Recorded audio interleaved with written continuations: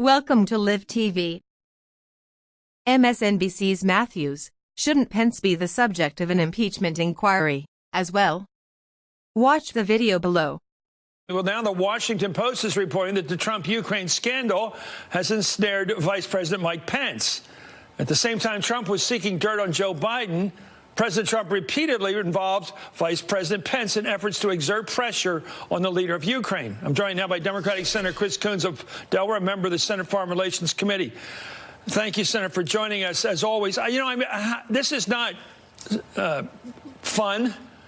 It's serious. But the vice president now, according to reporting as of tonight, seems to have been engaged in the same thing Trump was engaged in, which is basically shaking down a foreign leader to get dirt on a political opponent, the candidate you're supporting, Joe Biden. Shouldn't he be the subject of an impeachment inquiry as well at this point? Look, Chris, I think it's important that we focus on the facts here. The facts are that we've got... I'm talking the facts. I'm sorry? I'm talking the facts. The facts now point that he, and not showing up for the inauguration, for his conversation with President Zelensky, he was working the same vein of opportunity. Wednesday on MSNBC's Hardball, anchor Chris Matthews pushed for Vice President Mike Pence to be subject of an impeachment inquiry in addition to President Donald Trump. Matthews told Senator Chris Coons, GD, that Pence was working the same vein of opportunity the president himself was working in, urging Ukraine's president to investigate 2020 Democratic presidential candidate and former Vice President Joe Biden. The vice president now, according to reporting, seems to be engaged in the same thing Trump was engaged in, which is basically shaking down a foreign leader to get dirt on a political candidate, the candidate you're supporting, Joe Biden, Matthews stated. Shouldn't he be the subject of an impeachment inquiry as well at this point? Look, I think it's important we focus on the facts here, Coons replied. I'm talking the facts, Matthews said. The facts now point that he and not showing up to the inauguration for his conversation with President Zelensky. He was working the same vein of opportunity the president himself was working, to leverage the need of that country for foreign military assistance, particularly weapons to use against tanks, to get dirt on the candidate you support.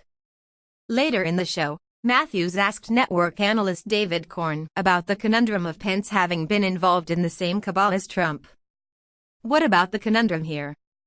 If this president is impeached, which I think is pretty likely right now, and if he's removed from office, which there's less chance of that perhaps, but if he is removed from office in favor of Mike Pence is involved in the same cabal which is using U.S. foreign policies to get dirt on rivals, he stated. Watch the video below. David, what about the conundrum here? If this president is impeached, which I think is pretty likely right now, and if he's removed from office, which there's a less chance of that perhaps, but if he is removed from office in favor of Mike Pence is involved in the same cabal, which is using U.S. foreign policy to get dirt on rivals. This one particular incident, in fact, involving this president of Ukraine. That's a little odd to inaugurate swearing in a president who did the same thing as the one we just kicked out. And remember, Secretary of State Mike Pompeo, what is he, fifth in the line of secession? I mean, so the question is, can Donald Trump go down without taking everyone around him down?